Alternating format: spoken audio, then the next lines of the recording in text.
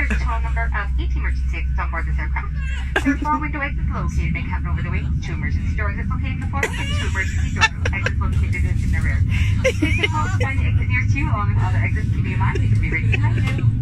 Should a power loss or emergency occur, floor level lighting will come on automatically. All exits will be indicated by, you guessed it, illuminated exit sign. Now, should the cabin pressure change, full rostrum masks will automatically drop from the panel located above you. Remain seated and immediately pull the mask to urge you to start the flow box. Place that bright yellow mask over your nose and mouth, securing it behind the heavy elastic strap. Pull on the 2 loose ends at the front to tighten. Please insist on your own mask prior to assisting others. Oh dear. In preparation for takeoff, please ensure your seat back is upright and your tray table has been stowed. If you're